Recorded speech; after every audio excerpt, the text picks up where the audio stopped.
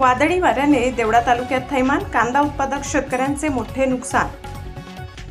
देवळा तालुक्यात मंगळवारी दुपारी 4:30 सुमारास अचानक आलेल्या वादळी वाऱ्यांसह पूर्व मोसमी पावसाने शेतकऱ्यांचे मोठे नुकसान केले। एकीकडे उन्हाचा तडाखा सुरू असतानाच अचानक आलेल्या वादळामुळे अनेक गावांमध्ये पिकांचे आणि साठवलेल्या कांद्यांचे मोठे नुकसान झाले।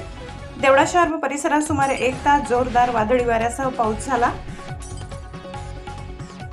विजांच्या कडकडाटासह आलेल्या वाऱ्यामुळे चिंचवे, उमराणे, मेशी, धोबीघाट आणि परिसरातील इतर गावांमध्ये कांदा उत्पादक शेतकऱ्यांना मोठा फटका बसलाय। उघड्यावर उन्हात साठवलेला कांदा पावसात भिजल्याने अनेक शेतकऱ्यांचे नुकसान झाले।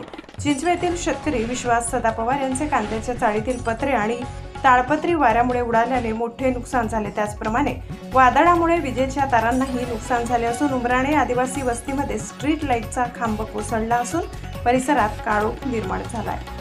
या वादळामुळे फक्त कांदा नव्हे तर आंबा, मिरची, टोमॅटो इतर पिकांनाही फटका बसलाय। झाडावरून उतरवण्यासाठी तयार असलेला आंबा वाऱ्यामुळे गळून पडलाय। चिंचवे गावातील मुख्य कमान तुटून पडली, मोठी हानी झाली आहे। भालपाटणे येथील शेतकरी उत्तम गंगाधर बच्चाव यांचे कांद्याचे शेड वाऱ्यामुळे उडून गेले असून त्यात साठवलेले कांदे पाण्यात भिजले। सध्या उन्हाळ्याचा कालावधी असल्यामुळे कांद्याची साठवणूक कार्य सुरू असताना आलेल्या वादळी वाऱ्याने शेतकऱ्यांची चिंता वाढविली आहे। वादळाची तीव्रता जास्त होती तर पावसाचे प्रमाणाच्या तुलनेत कमी होते असे शेतकऱ्यांचे म्हणणे आहे। या आपत्तीमुळे झालेल्या नुकसानीचे शासनाने तात्काळ पंचनामे करून शेतकऱ्यांना नुकसान भरपाई देण्याची मागणी केली जात आहे। S9 TV न्यूज साठी शरद पवार, चिंचवे।